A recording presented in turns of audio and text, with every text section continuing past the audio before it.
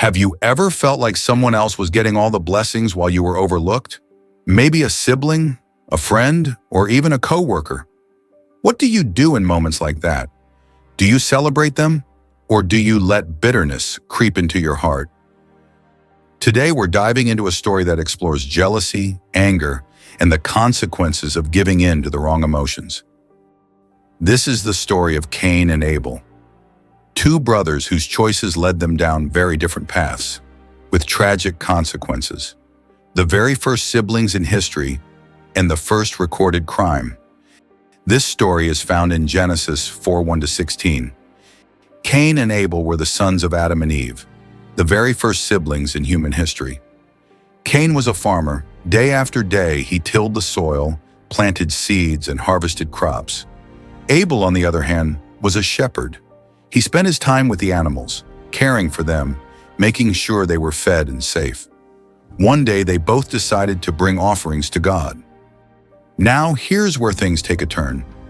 Abel chose the best of his flock, the firstborn, the healthiest, the purest, and sacrificed it to God. Cain, on the other hand, gathered some crops from his harvest.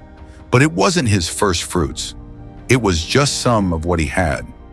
And then, the moment of truth. God accepted Abel's offering with favor, but Cain's?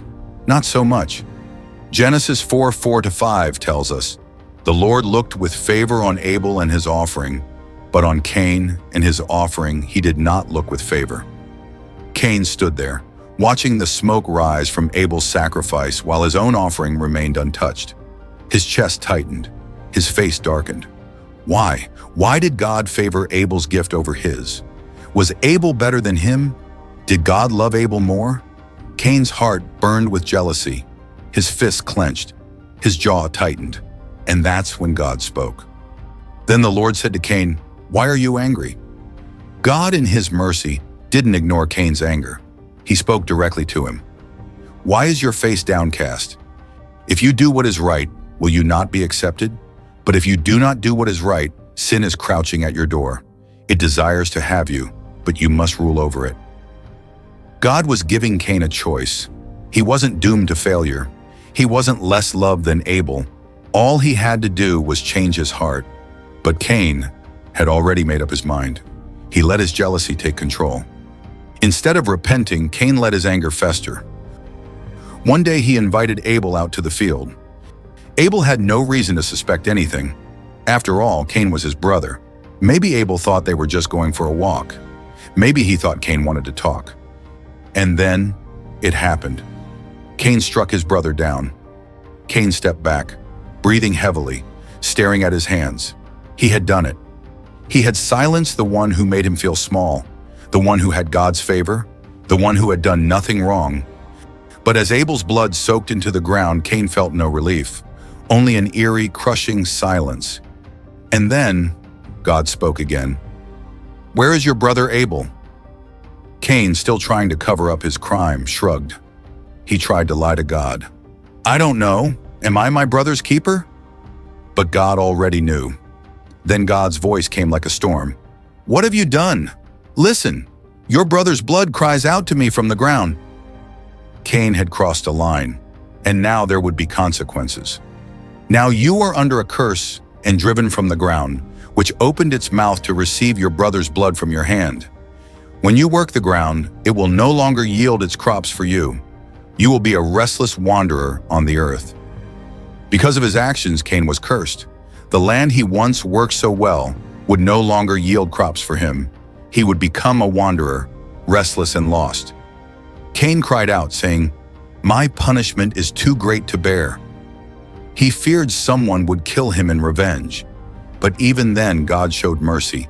He placed a mark on Cain, a sign that no one should harm him. But the Lord said to him, "Not so. Anyone who kills Cain will suffer vengeance 7 times over." Then the Lord put a mark on Cain so that no one who found him would kill him. And so Cain left, banished from his home, his family, his past, carrying the weight of his actions, doomed to wander.